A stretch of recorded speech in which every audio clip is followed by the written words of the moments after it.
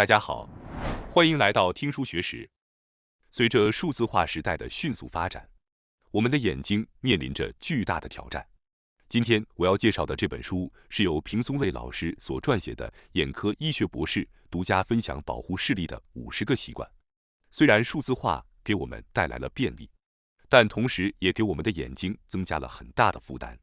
在遥远的古代，人们习惯于注重远距离视觉。然而，随着社会文明的进步，人们更加关注近距离视力。再加上个人电脑的普及，我们接受了大量前所未有的光线刺激，而这些刺激是从近距离接收的。我们的眼睛并没有完全适应这种环境变化。为什么这样说呢？因为电子设备的普及和数字化进程导致眼健康问题呈指数级增长，成为全球性关注的问题。不要低估仅仅因为看不清远处这种简单情况。与不近视的人相比，近视的人患上白内障、青光眼、视网膜脱离、近视性黄斑病等疾病的风险更高。近视不仅仅是看不清远处，还可能导致未来失明这种可怕的疾病。今天我们要介绍的内容如下：第一部分，即使视力 1.0 也可能导致失明，手机正在破坏我们的视力。第二部分，可以立即进行的超简单眼部训练。第三部分，保护眼部健康的3个习惯。虽然随着年龄增长，眼睛也会老化，但老花眼并非是不可避免的现代病。这本书介绍了保护眼睛的50种习惯，虽然眼科医生能理解，但在一般人中经常被误解。今天我们将重点介绍其中更为重要的部分。这些习惯都经过科学证实，适合任何年龄层的人，不容忽视。请务必看完整个视频。现在就让我们开始吧。第一部分，即使视力 1.0 也可能导致失明。智能手机正在破坏我们的眼睛。个人电脑、智能手机、平板电脑等数字设备已经成为我们生活中不可或缺的工具。通过这些设备，我们可以及时获取所需信息，与全球人们保持联系，享受视频内容、阅读电子书等等。这些便利性使得我们的生活更加方便。然而，我们每天使用这些工具也面临着前所未有的危机，即我们的视力问题。毫无疑问，眼睛是我们观察世界的重要工具。为了捕捉物体的图像，光线是必不可少的。眼睛被设计成可以承受一定程度的光线刺激。当光线刺激过度时，眼睛就会受到损害。数字设备发出的蓝光尤其强烈，智能手机更是如此。这些数字设备通常在离脸部只有几十厘米的近距离处使用，这意味着我们每天都在让眼睛承受过多的近距离光线刺激。每天使用已经变得司空见惯的数字设备，就意味着让眼睛处于过度光线刺激下受损或受伤的生活方式。也许你会认为眼睛问题只是简单的视力不佳，只需花钱配副眼镜就能解决，但事实并非如此简单。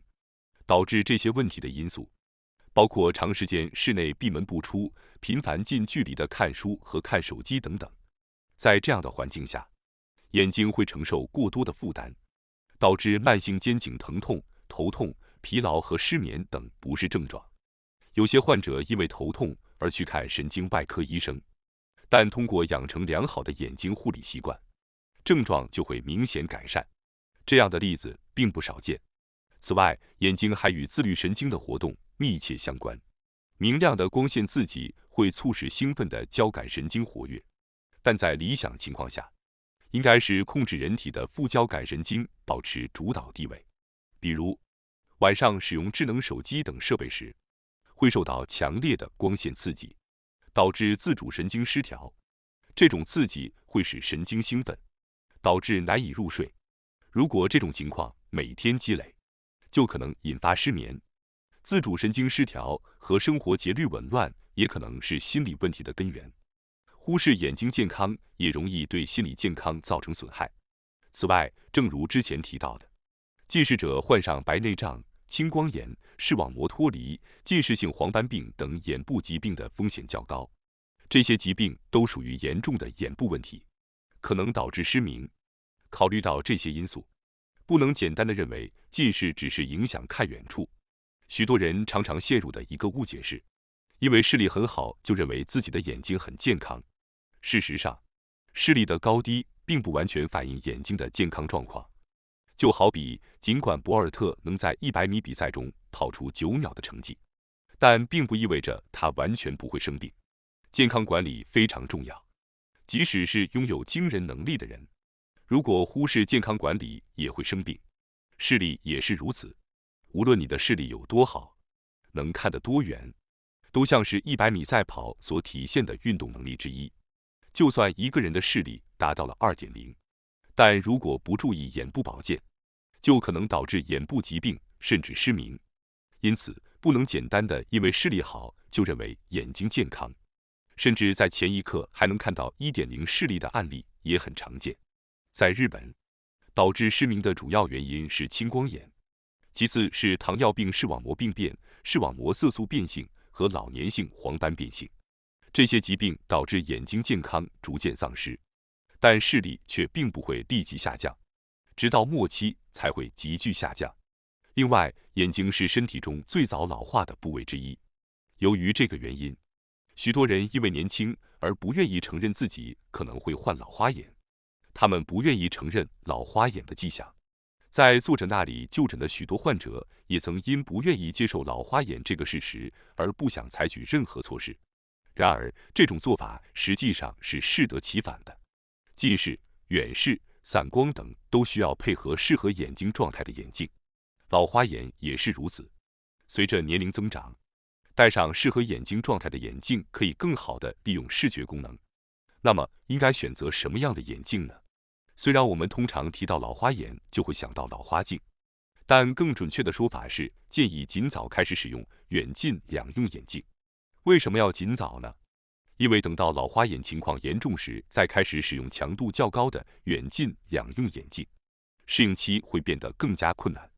老花镜是通过年龄增长导致近距离物体焦点难以聚焦的眼镜，适用于阅读报纸、书籍或进行手工细活时使用。而远近两用眼镜则是一种镜片上既有近距离聚焦又有远距离聚焦的眼镜。目前市面上的产品性能比以前的好很多，使用远近两用眼镜可以自然地看远和看近，无需频繁更换眼镜，外观也和普通眼镜没有区别，因此也适合那些不想暴露自己老花眼情况的人群。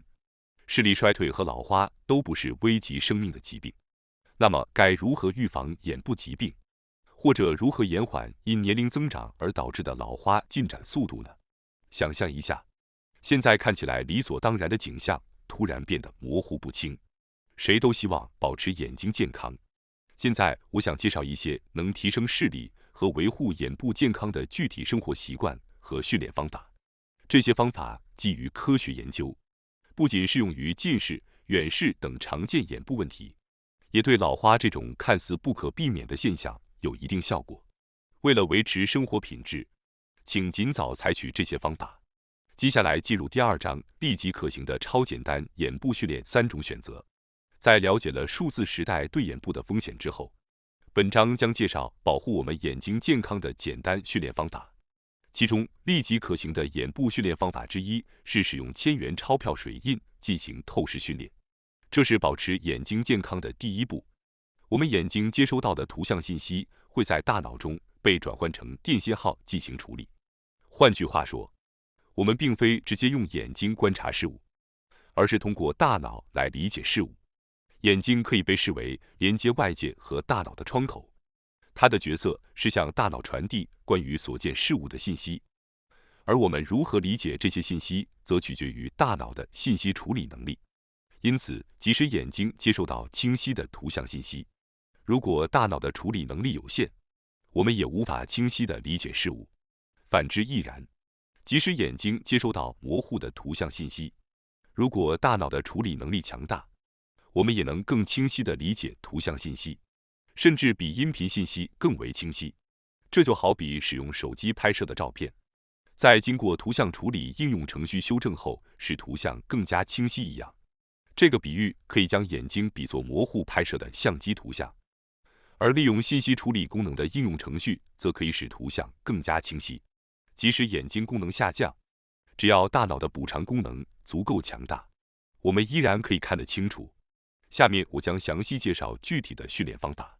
首先，拿一张1000元钞票放在眼前，你会看到钞票透视部分的野口英式肖像，然后逐渐将钞票向下移动，直到你无法看到野口英式的角度为止。在那个角度下，努力去看清楚野口英式的肖像。如果使用5000元钞票或10000元钞票，也可以使用同样的方法。这样做可以训练大脑处理视觉信息的能力。这种训练不仅限于钞票，还可以使用薄纸，如收据等。从纸张背面开始，与1000元钞票透视训练类似的，尝试读取背面上写着什么文字，准备一些字迹模糊的铅笔笔记，尝试读取上面写的是什么，也是一种有效的训练方法。接下来介绍立刻可行的眼部训练之3：睫状肌伸展训练。我们的眼睛在调节焦距时会使用睫状肌，看远处时睫状肌会放松，看近处时则会紧张。睫状肌伸展通过有意识地反复进行睫状肌的伸缩运动，来提高眼睛调节焦距的能力。这种训练特别适用于减缓近视的进展，因为研究表明，经常看近处的人更容易患近视，因为他们的日常生活和环境很少提供远距离观察的机会，这会加速近视的发展。通过睫状肌伸展训练，你可以减缓近视的进展速度，因为这有助于增加观察远处的机会。睫状肌过度紧张会导致眼睛出现老花现象，这种情况对于假性近视或睫状肌功能麻痹的人来说，对于手机老花眼非常有效。训练方法是将脸部与手机保持约30厘米的距离，然后交替观察距离6米以上的物体。观察对象可以是任何物体。您可以立即使用手机进行这个训练，将手机移开至离脸部约30厘米的距离，观察10秒钟，然后转而观察距离6米以上的目标10秒钟，然后再次看手机，再看6米以上的远处，如此重复进行10次。如果看6米远处有困难，也可以将目标放在大约2米处。这就是即刻可行的眼部训练之3：扩大视野的训练。人类通过左右眼共同工作来立体观察物体，因此如果左右眼的平衡失调，会导致难以把握距离感，容易碰撞。另外，如果一个眼睛过于劳累，而另一个眼睛得不到休息，也会出现问题。事实上，这种左右平衡失调也是视力下降的原因之一。也许你听过左右眼位置偏移的瞳孔，但你听说过斜视吗？斜视意味着当你专注地观察物体时，通常没有问题，但在疲劳或恍惚时，可能会出现无意识的左右眼偏移的症状。针对这些问题，一个良好的解决方法就是进行更加集中的眼部训练。通过追随一根手指，让它靠近和远离，可以改善左右眼的平衡。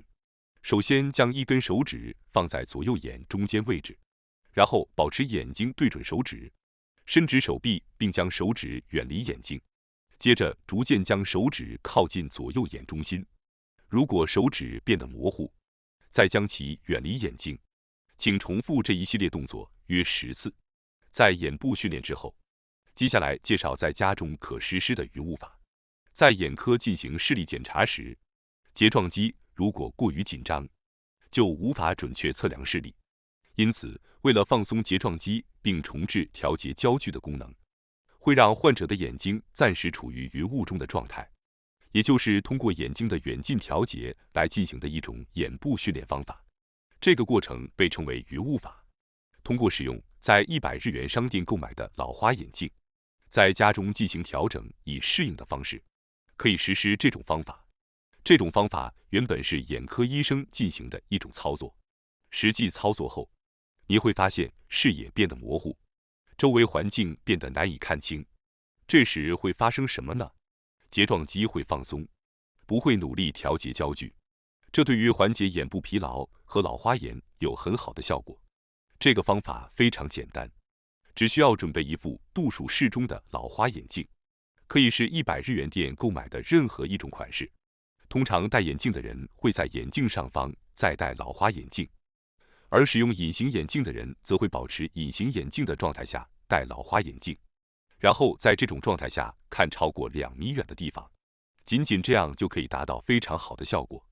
我也尝试了一下，只需进行约5分钟的训练，眼睛就感到轻松，看东西也更容易了。对于眼睛感到沉重或视力模糊的人来说，强烈建议尝试一次。现在在第2章中，我们介绍了可以立即进行的眼部训练方法。接下来在第3章的最后部分，我想要介绍保护眼睛健康的3种生活习惯。保护眼睛健康的生活习惯之一是保持眼睛温暖。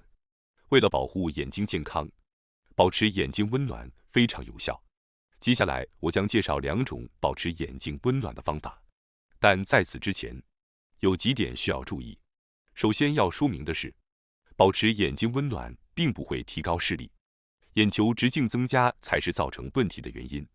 保持眼睛温暖并不能使扭曲的眼球恢复原状。此外，老花眼的原因是睫状肌的调节能力衰退，以及晶状体类似相机镜头的功能变硬。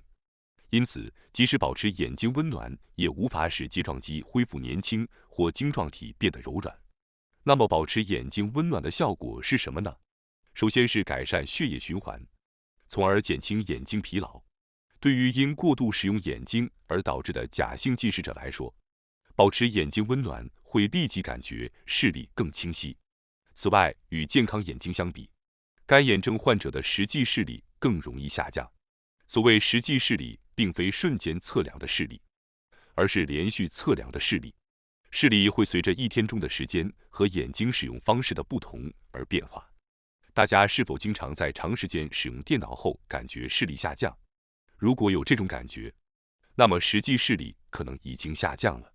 为什么干眼症患者容易出现实际视力下降呢？简单来说，原因在于眼泪的质量。眼泪覆盖在眼表面，如果质量不佳，光线就会散射，导致视力模糊。对于这样的干眼症患者来说，保持眼睛温暖不仅可以改善血液循环，减轻眼睛疲劳，还能提高眼泪的质量。一般人认为干眼症是眼部水分不足导致的，但实际问题在于油脂量及水和油的平衡问题。那么该怎么做呢？相信你已经明白了。就像冰冻的奶油在加热后会融化一样，温暖眼部可以使固化的油脂融化，保证油脂供应畅通，从而提高眼泪的质量，改善干眼症状。温暖眼部的方法有很多种，可以在市场上购买到，但也可以利用家中已有的物品来实施。其中一种方法是用温暖的毛巾覆盖双眼。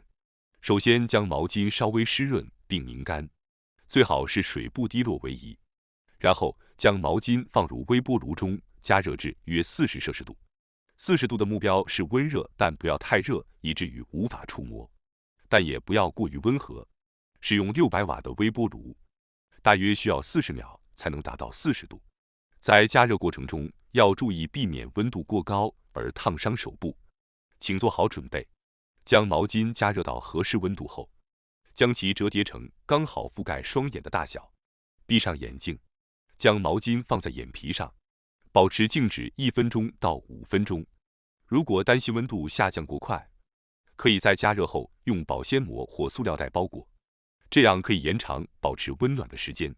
如果觉得使用微波炉麻烦，也可以在准备工作时将毛巾加热。专业的热敷温度通常在40度至43度之间，所以只需将毛巾浸入热水中并拧干，就可以制作出适合的热敷毛巾了。接下来介绍第2种眼部温热方法——手掌温热法。顾名思义，这是一种用手掌来温热眼睛的方法。当你没有时间制作热敷毛巾，比如在工作中时，这是一个不错的选择。只需用手轻轻覆盖双眼，不用担心会弄掉妆容。将双手搓热约10次，然后将手掌呈杯状，轻轻覆盖双眼，就像捧水一样。闭上眼睛，保持约30秒到1分钟。当感觉不再有温暖感时，就可以拿掉了。注意不要用手过度压迫眼睛，感觉到眼皮有轻微的温暖感即可。不要太热。这个方法随时随地都可以做，所以要经常记得做。保护眼睛健康的生活习惯之2是保持正确的姿势。视力差的人通常姿势不佳，反之，姿势不佳也可能导致视力下降。这就像先有鸡还是先有蛋的问题，很难确定哪一个是主要原因。更合理的观点是，姿势和视力相互影响，因此保持正确的姿势可以帮助提高视力。特别是那些习惯近距离看书或手机，导致眼睛逐渐近视的人，应该注意保持正确的姿势。